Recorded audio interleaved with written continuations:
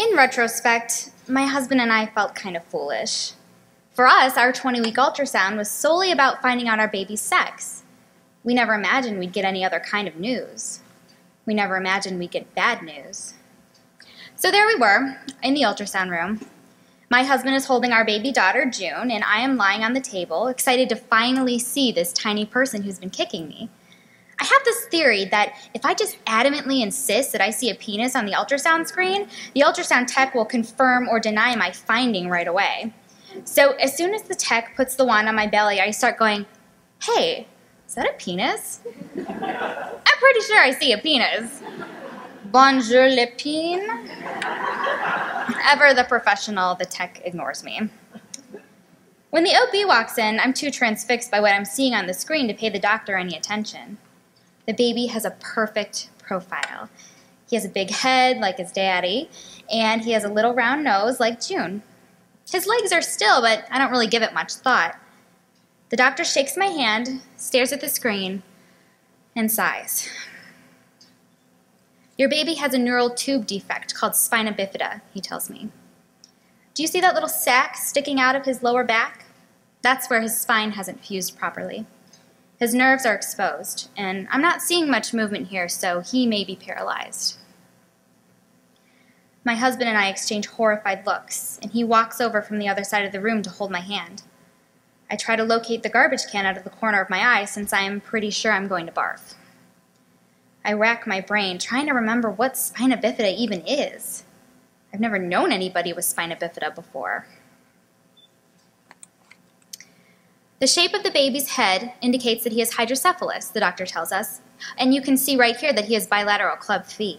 Jesus Christ, I say, what else does he have? Like a second head, 4 arms? What else is wrong with him?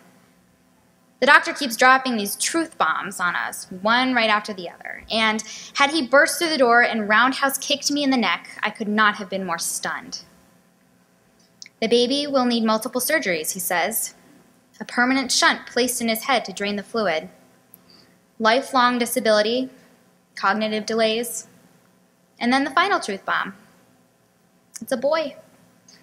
It's the least surprising news of the day, frankly. We have the name picked out for him already, Henry, and we learn later during some obsessive Googling that Saint Henry is the patron saint of the handicapped. I read that and I don't know whether to laugh or to cry.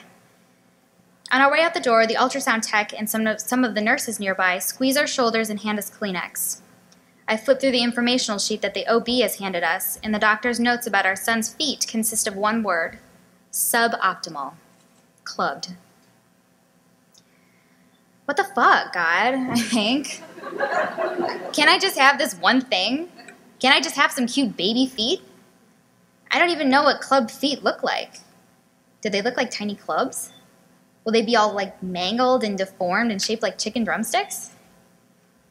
After a full day of Googling and crying, I think very seriously that my life is over.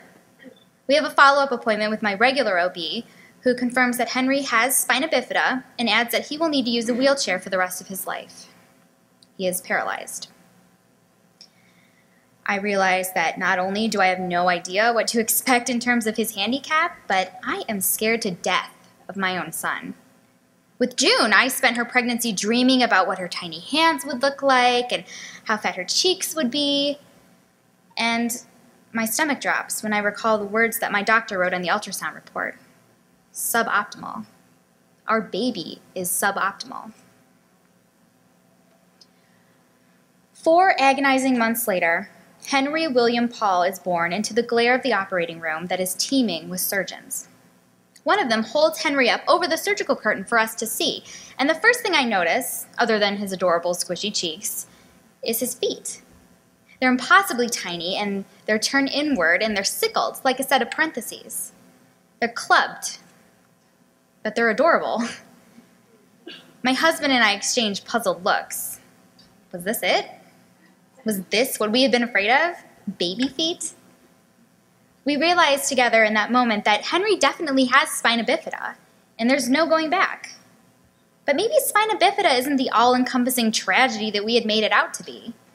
Maybe it would be devastating and frustrating at times, and then at other times, like now, kind of precious. and joyful and normal. And who knows, maybe Henry would surprise us. My husband and I look over to the exam table where Henry is lying, and suddenly we notice his legs. They're kicking.